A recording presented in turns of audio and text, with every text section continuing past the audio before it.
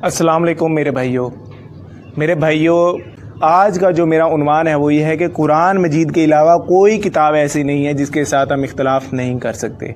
और कुरान मजीद ही वो मकाम रखती है कि तमाम उम्मत में ये कुरान मजीद को जो अहमियत हासिल है वो किसी किताब को हासिल नहीं है, चाहे वो अहले सुन्नत की तरफ से कोई किताब हो या अहले तशय्युअ की तरफ से कोई किताब हो। कुरान मजीद की जो अहमियत है, कुरान मजीद का जो मकाम है, कुरान मजीद जो ताकत रखती है, कुरान मजीद जो अपने मज़ामीन के एतबार से हुज्जत रखती है, वो किसी किताब को मकाम हासिल नहीं है। तो इसीलिए मैं सही बुखारी की तरफ से चंद रिवायात जो कि मिजाज नबी सल्लल्लाहु अलैहि वसल्लम के ख़िलाफ़ हैं, सैयदना अली अलैहिस्सलाम पर इल्ज़ाम है, और इसी तरह नहजुल बलागा में भी चंद खुतबे जो कि सैयदना अली अलैहिस्सलाम के मिजाज के ही ख़िलाफ़ हैं कि सैयदना अली अलैहिस्सलाम ऐसा कर ही नहीं सकते,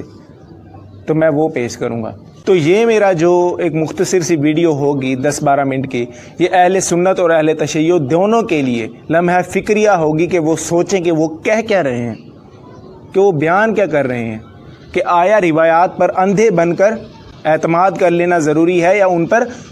गौर व फिक्र किया जाए कि आया इसमें किसी शख्स की तौहीन तो नहीं हो रही, कि आया नबी अलैहिस्सलाम की तरबियत पर तो ये बात नहीं उछाली जा रही, कि आया नबी अलैहिस्सलाम की इसमें किसी किस्म की कोई गुस्ताखी तो नहीं पाई जा रही। नहजुल बलागा के खुतबा नंबर 3 में आता है, जो कि खुतबा शिक्शिकिया है, कि सैयदना अली अलैहिस्सलाम फरमाते हैं कि ये पहले 3 खुलफा ने मेरे इस खिलाफत के हक़ को गज़ब किया, नाउज़ु बिल्लाह, और मैं इस चीज़ का हक़ रखता था कि मुझे खिलाफत दी जाए। यानी इस खुतबे का मफ़हूम ये निकलता है कि खिलाफत के हक़दार सैयदना अली अलैहिस्सलाम फरमाते हैं कि मैं हूँ। इसी तरह खुतबा नंबर 5 में जब नबी अलैहिस्सलाम की वफ़ात होती है तो हज़रत अब्बास और हज़रत अबू सुफियान सैयदना अली अलैहिस्सलाम के पास आते हैं कि हम आपकी बैत करने को तैयार हैं। तो सैयदना अली अलैहिस्सलाम फरमाते हैं कि अपना मुंह मोड़ लो, और इसी तरह आगे चंद जुमले बयान करते हैं और फिर फरमाते हैं कि अभी फलों को पकने का वक्त नहीं आया, अभी मैं अगर फलों को उठाऊंगा तो ऐसा होगा कि उनको पकने से पहले ही मैंने चुन लिया,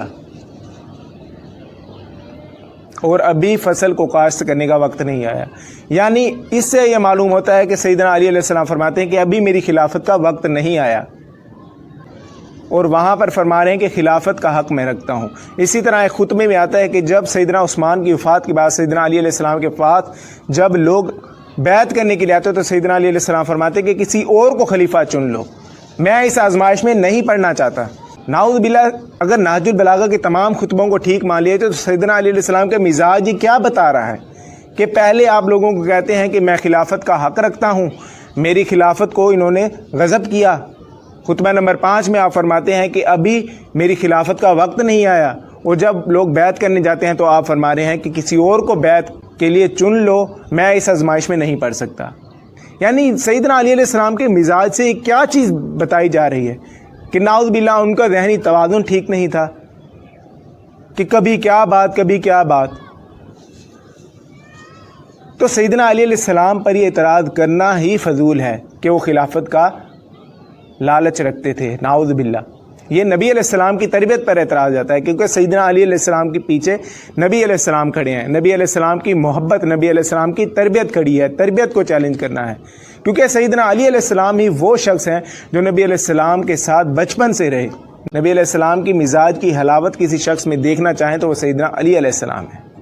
और सैयदना अली अलैहिस्सलाम ही वो फजीला रखते हैं कि वो पहले सहाबी थे, फिर अहले बैत में मुंतकिल हुए, सहाबियत से अहले बैत तक का सफ़र उन्होंने किया। सैयदना अली अलैहिस्सलाम के बारे में लम्हा फ़िक्रिया लोगों के लिए यह है कि वो दुनियावी स्टेटस के एतबार से एक मज़दूर थे,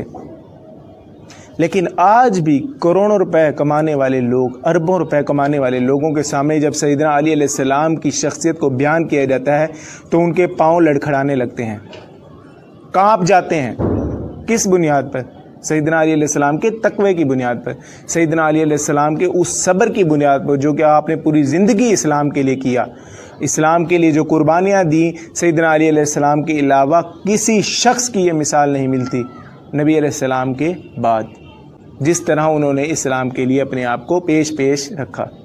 تو یہ تو ہوگی نہج البلاغہ کی بات۔ اسی طرح صحیح بخاری کی بھی چند روایات ہیں جو کہ ناسبیت پر مبنی ہیں، جس میں سیدنا علی علیہ السلام پر الزام لگایا گیا ہے اور محمد صلی اللہ علیہ وسلم پر اعتراض کیا گیا ہے۔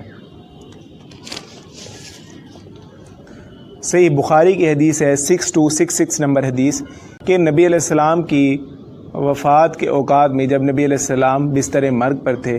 تو کسی شخص نے سیدنا علی سے پوچھا کہ نبی علیہ السلام کا حال کیا ہے، تو سیدنا علی علیہ السلام نے فرمایا کہ وہ آرام و سکون میں ہے نبی علیہ السلام۔ تو حضرت عباس فرماتے ہیں کہ جب کہ نبی علیہ السلام کی میں طبیعت دیکھ کر آیا ہوں کہ نبی علیہ السلام عنقریب وفات پا جائیں گے، تو حضرت عباس سیدنا علی علیہ السلام کو یہ مشورہ دیتے ہیں کہ جا کر نبی علیہ السلام سے خلافت کے بارے میں کچھ پوچھ لو، اگر وہ ہمارے بارے میں کچھ کہیں گے تو ہم خلافت کے حقدار ٹھہریں گے، اگر ہمیں محروم کریں گے تو ہم نبی علیہ السلام سے عرض کریں گے۔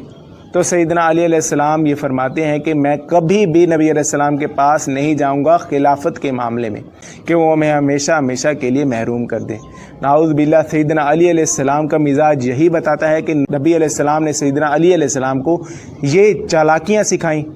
دنیا سے دل لگانا سکھایا، منصب سے دل لگانا سکھایا۔ سیدنا علی علیہ السلام کے بارے میں کیسے ہم خلافت کے لالچ ہونے کا گمان کر سکتے ہیں؟ یار مجھے آپ بتائیں کہ کسی شخص نے جو غزوہ بدر سے لے کر اپنی وفات تک جنگیں لڑتا رہا، کیا اس کے دل میں خلافت کی لالچ ہو سکتی ہے؟ غزوہ بدر میں نبی علیہ السلام نے مبارزت کے لیے علی علیہ السلام کو پیش کیا، تو اگر ان کے دل میں خلافت کی لالچ ہوتی تو وہ آگے نہ آتے۔ جنگ میں تو اپنی جان پیش کرنی ہوتی ہے، خلافت کے لالچی انسان میں تو یہ پہلے سے ہی خیال آ جاتا ہے کہ جان ہے تو جان ہے، کہ میں نے تو خلافت کے مزے لوٹنے ہیں۔ ہر جنگ میں نبی علیہ السلام نے سیدنا علی علیہ السلام کو آگے کیا، ہر جنگ میں علی علیہ السلام علم لے کر آگے نکلے۔ غزوہ تبوک کے موقع پر صحیح مسلم کی حدیث میں آتا ہے کہ نبی علیہ السلام بچوں عورتوں کے ساتھ سیدنا علی علیہ السلام کو چھوڑ کر گئے تو سیدنا علی علیہ السلام رونے لگے۔ اگر ان کے دل میں خلافت کی لالچ ہوتی تو وہ تو خوشیاں مناتے، وہ تو مسکراتے، وہ تو دلی طور پر خوش ہوتے، وہ تو رو رہے تھے۔ اور اس سے یہ بھی نتیجہ نکلتا ہے کہ ہر جنگ میں نبی علیہ السلام سیدنا علی علیہ السلام کو آگے پیش کرتے کہ یہ میری جگر کا ٹکڑا میں نے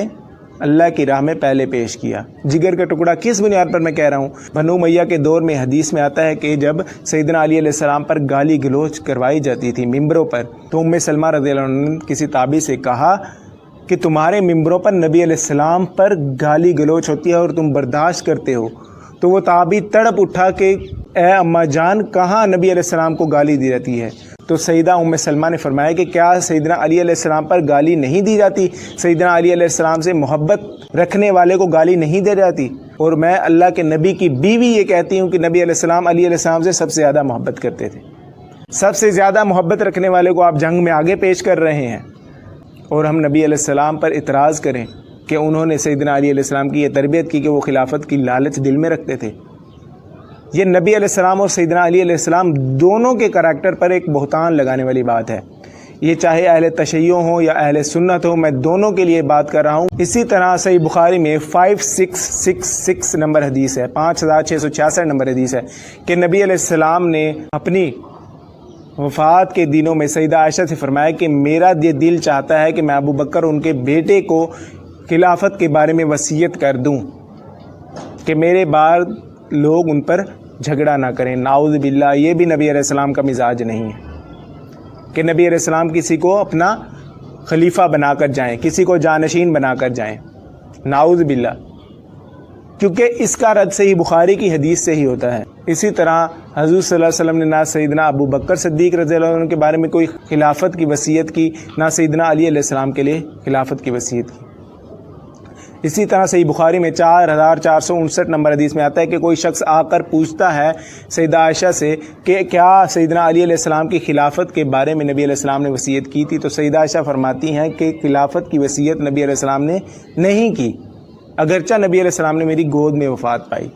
اسی طرح صحیح بخاری کی حدیث میں آتا ہے 5022 نمبر حدیث کہ نبی علیہ السلام نے ہمیں قرآن مجید کے مطابق عمل کرنے کی وصیت کی۔ نبی علیہ السلام کا وصی قرآن تھا، کیونکہ نبی علیہ السلام کی نبوت قیامت تک کی ہے، نبی علیہ السلام کا خلیفہ، نبی علیہ السلام کا جانشین قرآن بھی قیامت تک ہے۔ تو لہذا یہ تمام اعتراضات اپنے ذہنوں سے نکالیں کہ سیدنا ابو بکر کے بارے میں یا سیدنا علی علیہ السلام کے بارے میں نبی علیہ السلام نے خلافت کی وصیت کی، یہ نبی علیہ السلام کے مزاج پر ایک اعتراض ہے۔ اور نبی علیہ السلام کی حفاظت کرنے کے لیے ہم ان تمام روایات سے اعلان برات کرتے ہیں۔ یہ تمام روایات مٹی ہو جائیں گی نبی علیہ السلام کی حفاظت کے دائرے میں۔ نبی علیہ السلام کی حفاظت کے سلسلے میں یہ تمام روایات جتنے بھی مضبوط ہوں ختم ہو جائیں گی، کیونکہ ہم نبی علیہ السلام کی حفاظت کے لیے کھڑے ہوئے ہیں۔ نبی علیہ السلام کا ہم نے کلمہ پڑھا ہے، اور یہ صحیح بخاری یا نہج البلاغہ میں چند روایات کا غلط نکل آنا، اس میں کوئی توہین والی بات نہیں ہے، کیونکہ قرآن مجید ہی وہ کتاب ہے جس کا یہ دعویٰ ہے کہ اس میں کسی قسم کا کوئی جھوٹ شامل نہیں ہے۔ اس کی حفاظت اللہ کے ذمہ ہے۔ دیگر تمام کتابوں میں اگر کوئی غلطی پائی جاتی ہے تو یہ اللہ کی کتاب اور دیگر کتابوں میں فرق کی بنیاد ہے کہ اللہ کا کلام جو کہ تمام غلطیوں سے پاک ہے، دیگر تمام کتابوں میں کوئی نہ کوئی غلطیاں ہیں۔ اس پر امام بخاری کو بھی ہم کوئی تان نہیں کر سکتے، کیونکہ انہوں نے بھی اپنے دور میں جتنی محنت ہو سکتی تھی انہوں نے کی، روایات کو اکٹھا کیا۔ اگرچہ ان کی پوری کتاب میں سے چند روایات غلط نکل آتی ہیں، صحیح نہیں نکلتی، تو اس پر ہم ان کو تان و تشنیع کا شکار نہیں بنا سکتے۔ امام بخاری رحمۃ اللہ ان پر کروڑوں رحمتیں ہوں، ان کے لیے تو ہم دعائیں کرتے ہیں کہ انہوں نے نبی علیہ السلام کی سیرت کا، نبی علیہ السلام کی تعلیمات کا ایک مجموعہ عوام الناس تک پہنچایا۔ امام بخاری، امام مسلم، یہ تمام وہ شخصیات ہیں جنہوں نے پرفتن دور میں نبی علیہ السلام کی سیرت، نبی علیہ السلام کی تعلیمات کو محفوظ کرنے کا بیڑا اٹھایا۔ میں تمام ائمہ سے دلی طور پر بے شمار محبت رکھتا ہوں۔ امام زین العابدین، امام باقر، امام جعفر، امام موسیٰ کاظم، امام ابو حنیفہ، امام شافعی، امام مالک، امام بخاری، امام مسلم، یہ تمام ائمہ کرام، انہی کی محنت ہے، انہی کی قربانیاں ہیں کہ ہم تک صحیح دین پہنچا۔ انہوں نے ہی ظالم حکمرانوں کے خلاف دین کے علم کو بلند کیا اور دین کی حفاظت کی، دین کی تعلیمات کو بچایا۔ یہ تمام ائمہ ہماری سر آنکھوں پر، ان کی تعلیمات، ان کی قربانیاں، ہم تو ان سے دلی محبت رکھتے ہیں۔ ہم تو اہل سنت اور اہل تشیع دونوں کو جوڑنے کے لیے کھڑے ہوئے ہیں، اور ان دونوں کی تمام شخصیات سے ہم دلی طور پر بے شمار محبت رکھتے ہیں، کروڑوں رحمتیں بھیجتے ہیں۔ تو لوگوں سے میری یہ درخواست ہے کہ قرآن مجید کے علاوہ دیگر تمام کتابوں کے لیے یہ رویہ رکھا جائے کہ ان میں غلطیاں پائی جا سکتی ہیں، اگرچہ ان کے لیے کوئی ٹھوس دلیل بھی موجود ہو۔ اس بنیاد پر انہیں غلط کہنا کہ میری عقل نہیں مانتی، یہ بالکل ہی غلط ہے۔ میں نے صحیح بخاری کی روایات کا صحیح بخاری سے ہی رد کیا، نہج البلاغہ کے خطبے کا نہج البلاغہ سے ہی رد کیا، یعنی ان دونوں میں خود ہی اختلاف پایا جا رہا ہے۔ تو پھر ہم نے وہ چیز لی جو کہ نبی علیہ السلام کی تربیت اور سیدنا علی علیہ السلام کے مزاج کے موافقت رکھتی تھی۔ تو اللہ تعالیٰ سے دعا ہے کہ اللہ تعالیٰ ہمیں قرآن مجید کے علاوہ تمام کتابوں میں غلطی بیان کرنے پر سننے کی، سوچنے کی، سمجھنے کی، فکر کرنے کی توفیق دے، اور قرآن مجید کو مضبوطی سے تھامنے کی توفیق دے، کیونکہ قرآن مجید ہی وہ کتاب ہے جو ہمیں ہدایت پر ایک کر سکتی ہے۔ اللہ تعالیٰ سے دعا ہے کہ اللہ تعالیٰ میرے گناہوں کو اور آپ کے گناہوں کو معاف فرمائے، مجھے آپ تک حق سچ پہنچانے کی توفیق دے۔ اگر کوئی مجھ سے غلطی ہو تو آپ میری اصلاح کریں، آپ مجھ سے رابطہ کریں، آپ کامنٹس کریں۔ جزاک اللہ۔